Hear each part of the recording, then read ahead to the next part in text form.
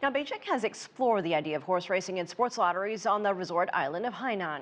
It could equal big money, but the concept hasn't really left the gate.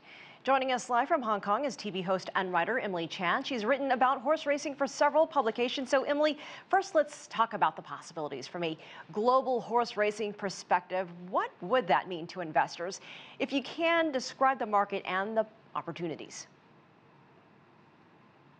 Well, yeah. Good morning, Elaine. Good morning from Hong Kong.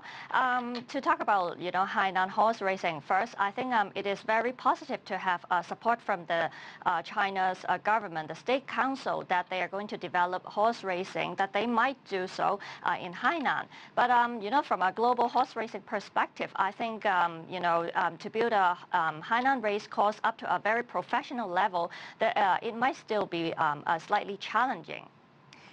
The idea of horse racing has been discussed, particularly in Hainan, for years now. This is not the first time, but you touched on something there. We know that China can build things, especially infrastructure, very quickly. What do you think have been the biggest challenges in turning this idea into reality? Well, first, to run a race course, if you want to run it professionally, you need to have local talent. And you're talking about, well, you can bring in experienced people, for example, if it happens from the Hong Kong Jockey Club to the Hainan race course. But at the end of the day, if you need to get things running, you need to train up local talents, and that takes time. And second, you need to, also have the hygiene issues. You need to have a very strict biosecurity measures at the race course. And also thirdly, if you want to attract people to really attend racing at the Hainan race course, you have to ensure the horses running also run under a very fair system. Other than Macau, we know that China does not allow gambling, but does allow lotteries. Do you think at some point that could change? And if they were to develop horse racing, is it possible to have horse racing without gambling?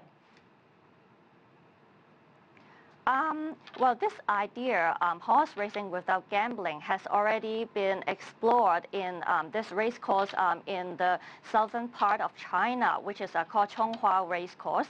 It's situated in the Guangdong province, and is one of the biggest investments of the Hong Kong Jockey Club since the club founded in Hong Kong. It is in collaboration with the Guangdong government.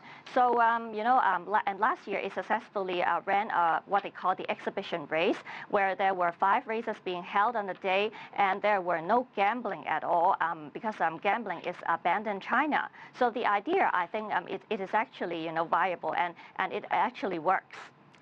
So Emily, despite logistics, I know you said that this could take years if it were actually were to happen. Do you think there is an appetite for horse racing in Hainan? Would it attract the crowds?